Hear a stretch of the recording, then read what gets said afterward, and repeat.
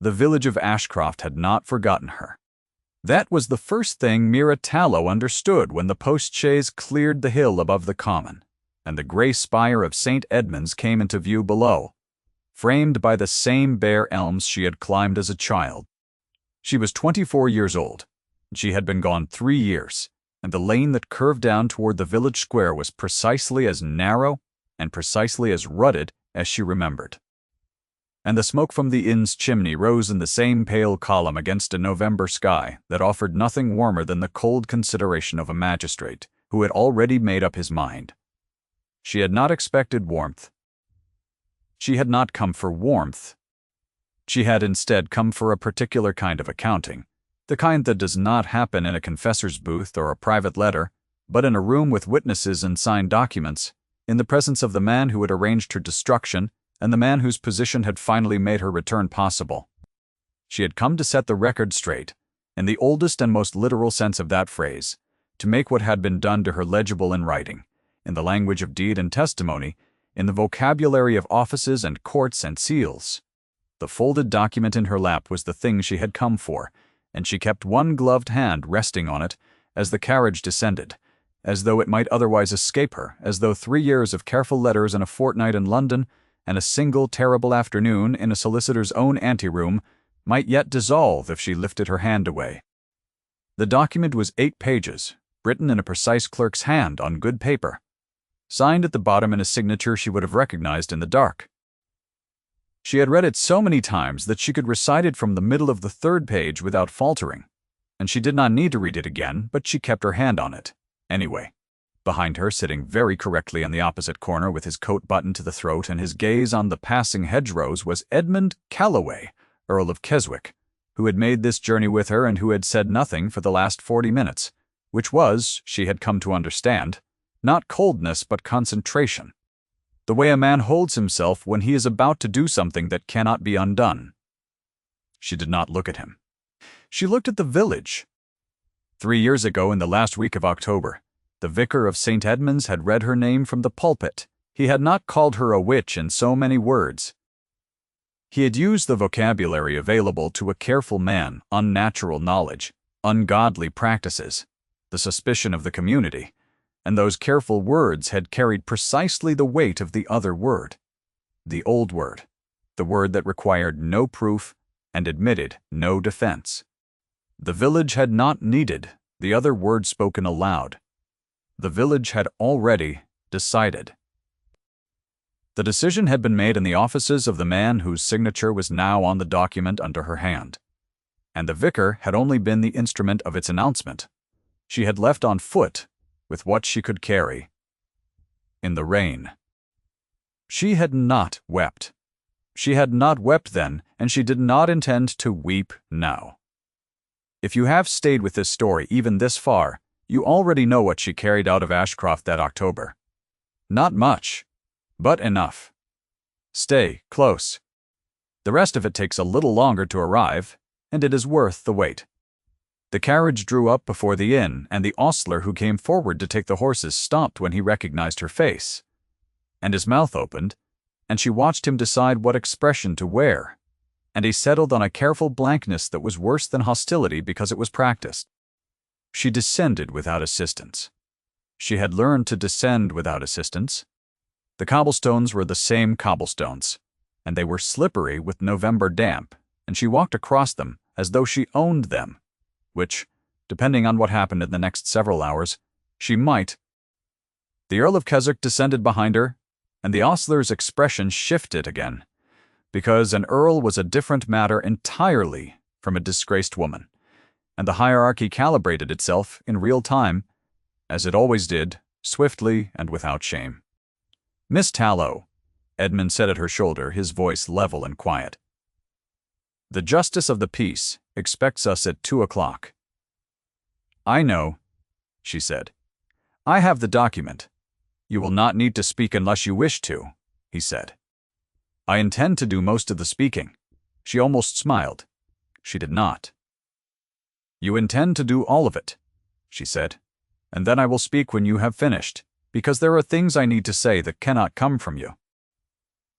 He was quiet for a moment, The wind off the common moved between them, carrying the smell of frost and old straw. "Yes," he said finally. "I know. That was the whole of their exchange, and it was not nothing." The story of how Edmund Calloway, Earl of Keswick, came to stand on the cobblestones of Ashcroft, beside a woman the village had named as a witch, required 3 years and a circuitous route, and a single morning in his library at Keswick Hall in which everything he thought he knew about the village of Ashcroft and the solicitor Clement Good was overturned. He had not known Mira Tallow when she was cast out. He had not known of her at all. His knowledge of Ashcroft began and ended with the fact that Keswick Hall sat 12 miles to the north, and that several of his tenant farms abutted the eastern common of the village, and that the rents from those farms were administered by a solicitor in the county town, a man of long-standing and unquestioned reputation whose name was Clement Good. Good. The name had been in his father's correspondence for 30 years. It had been in his own correspondence for the 7 years since his father's death. It appeared in his ledgers as a regular and unremarkable entry, and he had never had reason to look at it closely until the spring 2 years ago, when a discrepancy in the accounts for the eastern farms prompted his steward to request the original lease documents, and Good sent copies, and the copies did not match what the steward held in his own files. And the steward brought this to the Earl, and the Earl sat down in his library and looked at the 2 sets of documents for a long time. He was not an impulsive man. He had spent 7 years learning not to be impulsive, because his father had been impulsive, and his father's impulsiveness had cost 3 people their livelihoods and 1 woman her home. And Edmund had lived with the knowledge of that cost for long enough that caution had become a kind of spiritual discipline, the way some men took cold baths or counted their breaths. He did not act on the discrepancy immediately. He sent his steward to the county records office. He sent a letter to his solicitor in London. He waited. What came back was more than he had expected, and considerably worse. The discrepancy in the farm leases was not a copying error. It was a systematic adjustment, spanning 6 years, in which the recorded rents had been reduced on paper while the tenants paid the full amount, and the difference had disappeared into a ledger that Good maintained separately, and that was never meant to be seen. The sum was not enormous by the standards of a great estate, but it was substantial by the standards of the families who farmed those fields, and it had been extracted from them steadily and without their knowledge, and it had been disguised. That discovery was the first thing. The second thing arrived in a letter from London, and it was about a woman named Mira. Her father had been the apothecary of Ashcroft. He had also, it transpired, been the keeper of a private set of records, because Thomas Tallow had been, in the manner of a careful provincial man of modest education and considerable intelligence, a man who wrote things down. What Thomas Tallow had written down in a small notebook that had come to rest in the possession of a London attorney after a complicated chain of handoffs that the London attorney had laid out in careful sequential detail, was his own observation over 14 months. That the amounts received from certain Keswick estate tenants did not correspond to the amounts recorded in the parish accounts, and his suspicion as to why her father had been dead for 4 years. His daughter had been cast out of Ashcroft 3 years ago, 1 year after his death. Edmund had sat with that letter for a long time. He had then sent a second letter to the attorney in London, requesting the contact information for her father's daughter, if she was traceable. She was traceable. She had made herself traceable, deliberately, in the event that someone ever went looking. Their first meeting had been in a solicitor's office in London, which was not romantic, and was not intended to be romantic, and Mira had arrived at precisely the appointed time, and sat across a wide mahogany desk from him, and looked at him with eyes the color of river water in autumn, and said, before he could introduce himself, "You have found the discrepancy in the farm accounts." "Yes," he said, "and you have found my father's notebook, the attorney's summary of it. Then you know what Good has done." "I know what the documents suggest," he said carefully, because he was a careful man. "I do not yet know what can be proven." She had looked at him for a moment with an expression that was not quite contempt, and not quite patience, and was something between them that he did not have a name for. "My lord," she said, I have spent 2 years learning what can be proven. I will tell you what I know. You may tell me whether you are prepared to act on it." He had listened for 2 hours, and at the end of 2 hours he had understood that what Good had done to the tenants of the Keswick estate was the smaller part of what Good had done, and that the larger part had been done to Mira and to her father before her, and that the village of Ashcroft had been a mechanism in that larger harm rather than its source. Good had arranged the accusations against her. The exact mechanism was not mysterious once understood. Her father had been showing his notebook to the wrong people, had been asking questions in the wrong places, had been in the vocabulary of a small village making trouble. Good had recognized the danger and moved against it with the tools available to a man of established community standing in a rural parish where superstition ran deep and where an apothecary's daughter, who knew too much about plants and kept to herself, could be quietly repositioned in the village's imagination from knowledgeable neighbor to something older, and darker, and more frightening. It had not required much. A word here, an insinuation there.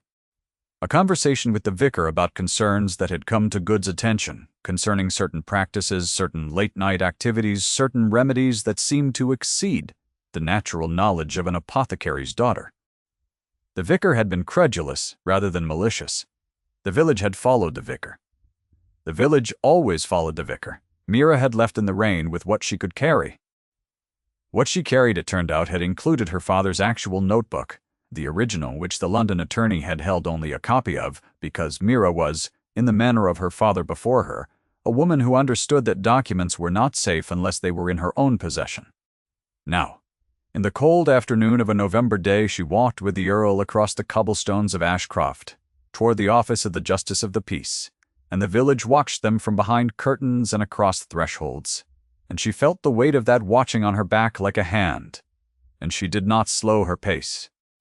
Perhaps you have known what it is to return to a place that held you in contempt, to walk those familiar streets with the knowledge of what it cost you, folded under your arm. If you have, you will understand the quality of her silence. The Justice of the Peace was a Mr. Frederick Henshaw, who was 60 years old and had held his position for 22 of them, and who had not been in Ashcroft when Mira was cast out, having moved to the county from Shropshire 5 years ago. He was therefore the nearest thing the situation offered to an impartial witness, which was not very impartial but was considerably more so than the alternatives. He received them in his parlor with the careful courtesy of a man who understood that an earl's presence in his house was not a casual event, and he looked at Mira with the careful blankness of a man who had been warned she was coming and had not yet decided what he thought about that. Good was also present. This had been arranged. He was 63 years old and still trim and still carefully dressed, and he sat in a chair by the window with the composed expression of a man who has weathered inconveniences before and who expects to weather this one. When Mira entered, he looked at her for a moment without expression, and then looked away, in the manner of a man dismissing a servant. Edmund had seen that look. He said nothing. He sat down in the chair beside Mira's and placed his hat on his knee and waited. What followed was procedural in the way that the most important moments often are, which is to say it was not dramatic on its surface, and its weight was all underneath in what was at stake, in who was in the room and what they carried. Mira had sat in rooms like this before. She had sat in them without an earl beside her, without documents sufficient to the occasion, without anything at her back, except her own knowledge that she was right. And she had discovered that being right without evidence and being right with evidence were experiences so different as to be almost different states of being. The first was a kind of loneliness. The second was something she was only beginning to learn the name of. Edmund presented the least discrepancies first. He laid the documents on Frederick Henshaw's table one by one, the originals and the copies side by side, and he spoke about them in the level, measured way he spoke about everything. And Henshaw leaned forward and examined them, and Good said that the differences were transcription errors, that he could not be expected to guarantee the accuracy of copies made by clerks, and his voice was composed and reasonable.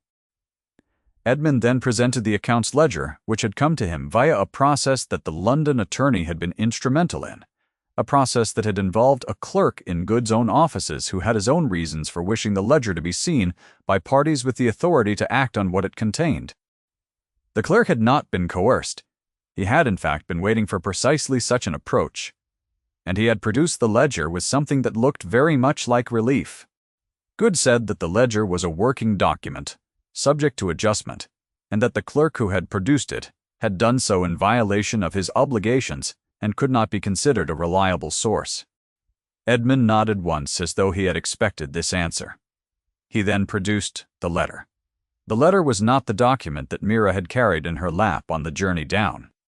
That document, her father's notebook, was still in her possession, folded under her hands in her lap, waiting.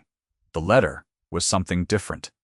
The letter was addressed to a man named Arthur Voss, who was a property investor in London, and it was dated 4 years ago, and it was in Good's own hand, and it concerned the proposed acquisition of a parcel of land in Ashcroft at a significant undervaluation, and it made reference, in language that was carefully oblique but not careful enough, to recent steps taken to quiet certain inconvenient local questions about the accounts.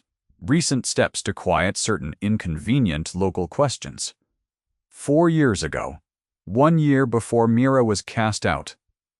The room was quiet. The clock on Henshaw's mantelpiece ticked. The fire shifted. Good said nothing. Edmund let the silence stand for 10 full seconds before he said, "Miss Tallow." She had waited for that. She had waited for precisely that. She placed her father's notebook on the table, open to the page she had marked, and she spoke for the first time since entering the room, and her voice did not shake, and she was glad, because she had practiced not shaking, and the practice had been worth something. "My father kept this record," she said, "for 14 months. He recorded specific dates and specific amounts, and the specific names of the tenants involved. He also recorded on this page and the following too, his own attempts to raise the matter with the parties he believed responsible and the responses he received. The final entry in this notebook is dated 11 days before his death." She did not say anything else. She did not need to. The notebook said what it said in her father's careful provincial hand, and it said it completely. Henshaw read it. He read it for a long time. He asked 2 questions about the dates. She answered both questions. He read it again. Good said at last that the notebook was a private document, that its provenance was uncertain, that the dead could not be cross-examined about what they had or had not meant by what they had written. Edmund said, "The letter to Arthur Voss was written in your hand, and it survives. The discrepancy between the original leases and the copies you provided survives. The ledger survives, and the notebook survives." He paused. "I am not here to prosecute you today, Mr. Good. I am here to establish the record before a witness of adequate authority. What follows from this establishment is a matter for the appropriate courts and the appropriate officers." Another pause, very brief. "But before I leave this room, I want it understood, in front of Mr. Henshaw and in front of Miss Tallow, what it was that you set in motion 3 years ago, and what it cost her, and why." It was the longest speech she had ever heard him make. It was not long. Good looked at the table. Then he looked at Mira, and something moved behind his eyes that she could not quite name, and she did not try to name it, because she had not come here to understand him. She had come here for the record. "I want my home returned to me," she said. "The house and the herb garden and the apothecary shop. The documentation of title was registered in my father's name and passed to me at his death, and there is no legal ground on which it was taken from me." Henshaw said, "Miss Tallow, I will need to examine the title documentation." "I have it here," she said, and she produced the 3rd document, the one she had been carrying in the inner pocket of her coat, against her ribs, where she could feel it with every breath. The afternoon wore on. The fire burned lower. The clock ticked. Outside the window of Henshaw's parlor, the village of Ashcroft went about its business in the November cold. And people passed on the lane, and a child ran after a dog, and 2 women stopped at the corner to speak. And the ordinary texture of village life continued exactly as it always had, indifferent to the weight of what was being established inside. Good at the end of an hour, asked to speak to Henshaw alone. Edmund said quietly that he had no objection to that, and he and Mira went to stand in the passage. And the door closed, and they stood in the narrow passage with the smell of old wood and coal dust around them. And Mira kept her eyes on the far wall, and Edmund stood very close because the passage was narrow. "It is going well," he said very low. "It has not gone anywhere yet," she said. "It will." She did not answer. She was not ready yet. To trust the word will, he did not press her on it. He had never pressed her on things she was not ready to trust. This was, she had discovered over 8 months of careful correspondence, and 3 meetings in solicitors' offices, and 1 journey in a post-chaise, the quality in him that she had not expected, and that had undone her most thoroughly. The ability to be patient with her fear without making her feel the fear was weakness. She thought about that quality now, standing in the passage, and she thought about the specific way he had said Miss Tallow when it was time for her to speak. Low and level and present, the way you would say someone's name if you needed them to know you were there. And she thought about the fact that she had not asked him to come on this journey. That he had offered in a single sentence, in a letter, without argument or sentiment, and that the offer had cost her 3 days of deliberation before she accepted it. She had not wanted to need him. She still did not want to need him in the general sense, in the abstract sense, in the sense of a woman who had learned what it was to be without resources and who had spent 3 years making herself into a woman who could not be without resources again. And she had come to understand, over careful months, that what she felt for the Earl was not need. In that sense, it was something else. Something she did not yet have a word for that did not feel inadequate. Something that had to do with the way he listened, and the way he was still in rooms full of noise, and the way he had said, in their second meeting, "I am sorry for what was done to you," without explaining further because he had understood that further explanation was not what was needed. The door opened.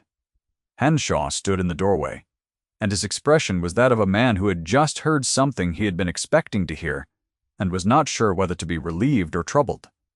"Mr. Good has requested the opportunity to make a formal statement," he said. "He will require a clerk, and it will require some time." He paused. "Miss Tallow, I believe you should be present." She was present. What Good produced, over the next 90 minutes in the presence of Henshaw and his clerk, and the Earl and Mira herself, was not a full confession of everything. It was in the language of a man who had spent 40 years in the law a careful and partial accounting, shaped to protect what could still be protected. He acknowledged the discrepancies. He acknowledged the letter to the London investor. He acknowledged that the concerns raised against Mira had been, as he phrased it, exaggerated beyond what the evidence warranted. He did not use the word arranged. He did not use the word fabricated. He used exaggerated, and the word sat in the room like a stone with something trapped under it. It was enough. It was not everything, but it was enough for what was needed today. The clerk wrote it down. Good signed it. Henshaw witnessed it. His clerk witnessed it. Mira looked at the signature on the bottom of the page, and she felt something she had not expected to feel, which was a variety of grief. Not for Good, not for the years lost, but for the strangeness of arriving somewhere you have been moving toward for so long that the arrival itself feels like a different kind of loss. The loss of the forward motion that has kept you upright. She breathed through it. She had learned to breathe through things. Edmund was watching her. Not openly, not in a way that invited attention, but she knew he was watching because she had come to know the quality of his attention, the way it changed the air in a room slightly.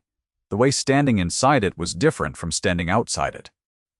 Henshaw said that the matter of the title documentation would require further review and would be resolved in the coming weeks, that he was satisfied of the legitimacy of Miss Tallow's claim, that he would write to the relevant parties, that the situation was in hand. Edmund said, "Thank you, Mr. Henshaw," and rose, and Mira rose, and they left the room. The afternoon light was failing when they came back out onto the cobblestones, and the cold had deepened, and the sky to the west was the color of pewter above the bare elms. The village was going in for its supper, and the lane was quieter than it had been, and two people who passed them on the way to the inn looked at Mira and stopped and looked longer, and she looked back at them steadily, without defiance and without apology, and they moved on. At the door of the inn, Edmund stopped. He turned to her. He did not say anything, immediately, which was his habit, and she had stopped being unnerved by his silences because she understood now that they were not emptiness but the opposite. "It is done," she said. "The first part of it," he said. "The legal resolution will take some weeks." "I know." He was quiet again for a moment, and the wind came off the common, and she was cold. And she was also, in a manner she could not quite account for, very present, very awake to everything around her, the smell of the air, and the last light on the elms and the weight of the day settling into her shoulders. "Mira," he said. It was the first time he had used her given name without a preceding address, without a miss, without a framing that kept it formal. He said it simply, and the simplicity of it was what undid her, because she had been very composed all day, and composition had its limits. She looked at him. "I would like to walk with you," he said, "before it is completely dark. There is nothing else required today." She almost said, "You have done enough. I do not need you to stay." She almost said it because it was the kind of thing she said, and she had been trying, with varying success, to stop saying the things she said automatically, out of the habit of self-sufficiency, because she had learned the difference between self-sufficiency and its parody, and she was trying to learn a different shape. "Yes," she said. "All right. Brr." They walked along the common's edge in the last of the light, and neither of them spoke much, and the silence between them was not awkward. It was inhabited, the kind of silence that two people only manage when they have been paying careful attention to each other for long enough that they do not need to fill it. The frosted grass was silver in the low, failing light, and the bare elms along the common's western boundary stood very still against the pewter sky, and a single crow crossed overhead without haste, and the cold was sharp and clean in the way that November cold sometimes is, more clarifying than punishing. She had walked this edge of the common 1,000 times, as a child. As a young woman, in the year she was still her father's daughter in good standing, and walking it now felt like the re-inhabiting of a skin she had shed and recovered. Strange and also entirely familiar. As though 3 years were a dream, the body had not quite believed in, even while the mind was living it. Edmund walked beside her without crowding her, his hands clasped behind his back, his gaze on the middle distance. He walked the way he did most things, with a quality of contained attention that she had initially read as indifference and had long since understood as its opposite.